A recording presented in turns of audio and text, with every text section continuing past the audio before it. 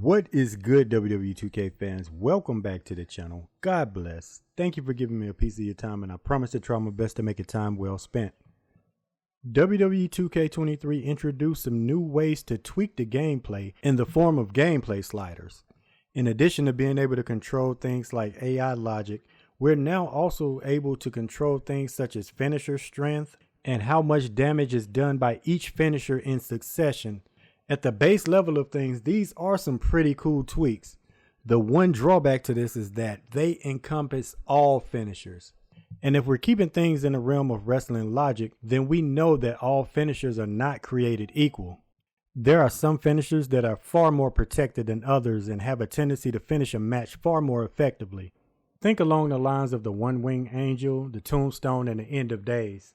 But this is a great example of why the one-size-fits-all sliders may not do the finisher system justice. One concept I had takes a more realistic approach to the finisher strength attribute.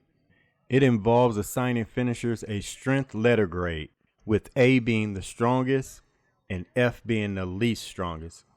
Now, just to give you guys some context, an F doesn't mean that the move doesn't have match-ending capabilities. It just means that you may need to wear your opponent down a little bit more before getting a pinfall.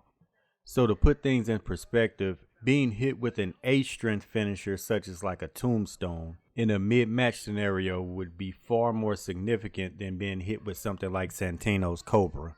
I think this would add a more true-to-life simulation feel to finishers and giving them their proper respect, especially in terms of strength differential.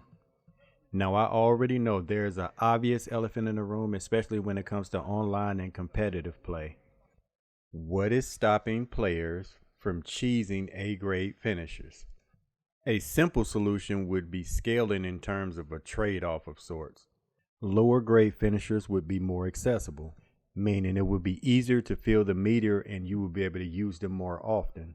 Whereas the stronger grade finishers would take more time to build up and actually fill up that meter.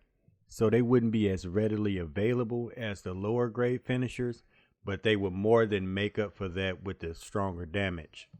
It's basically the quality or quantity argument. Another way they could balance this is by using the options in the match lobby, where players could set the parameters of the finisher grade levels and just customize things to their liking. I think I speak for a majority of gamers when I say that the greatest gift a dev can give players in terms of balancing in any scenario is choice. Because this is more of a simulation style concept. And while it may be great for single player or CPU versus CPU matches, it might not be ideal for competitive players. So this is something I would love to see more as an option rather than just a gameplay standard.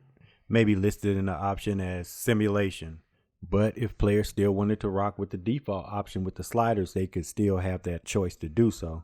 The key thing is adding more options, not replacing or taking away anything. 2K is bad about that. Sound off in the comments. Let me know what you feel about the finisher strength grade concept as a whole. Would you like to see this as an option? And I would also like to add one more caveat. Do you think the finisher strength grade should be assigned to the finishers themselves? Or do you feel like it would fare better as an attribute assigned to the wrestlers? There are pros and cons to both concepts. Let's discuss them down in the comments. Thanks for rocking with the content. Leave a thumbs up. Remember to put God first in all that you do and you will be able to do all things. Later, 2K fam.